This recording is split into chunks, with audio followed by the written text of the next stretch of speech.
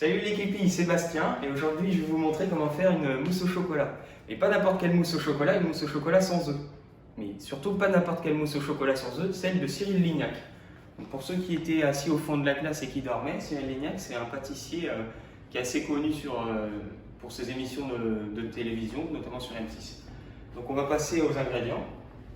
Donc on va commencer avec, pour faire bouillir du lait entier. On va également utiliser de la crème épaisse, 35%, du chocolat noir et du chocolat au lait. Et on va aussi prendre une gousse de vanille. 40 g de chocolat noir, 70%, et 140 g de chocolat au lait. Je vais peser 150 g de lait, 150 ml. Et ensuite, 290 g de crème. On va porter à ébullition le lait entier, sans le faire déborder cette fois. Et pendant ce temps, on va couper le chocolat pour le mettre en petits morceaux.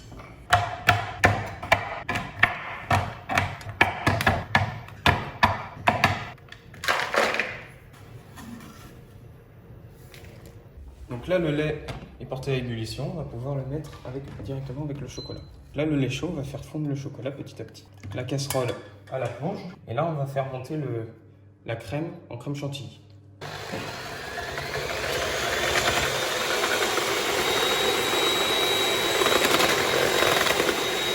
Voilà.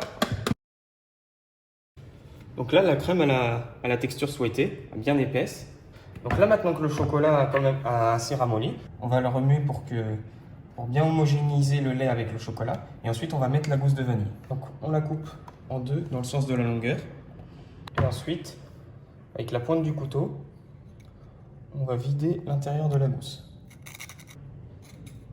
On incorpore bien tout ça. Et là, ensuite, avec la maryse, on va incorporer tout doucement un peu de la crème montée, toujours en remuant très, très doucement.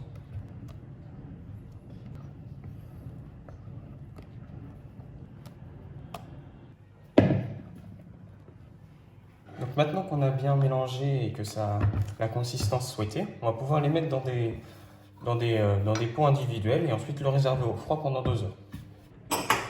À la place de pot, j'ai choisi des verrines comme contenant individuel.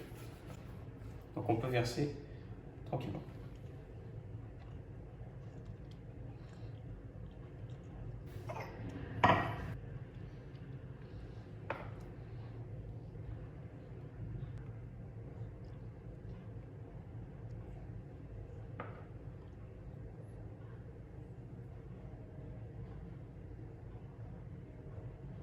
Donc maintenant que la mousse au chocolat est réalisée, on va la laisser reposer 2 heures au frigo.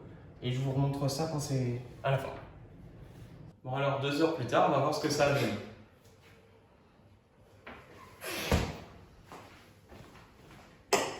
Donc là je suis satisfait. La mousse au chocolat a bien pris en masse, elle est bien solide. Donc pour la déco, on peut envisager plusieurs choses. Moi je vais mettre de l'amande fraîche du jardin, mais on pourra mettre des cacahuètes caramélisées ou des pistaches. Donc une fois la menthe lavée, on peut la disposer. Et voilà. Et surtout, bon appétit!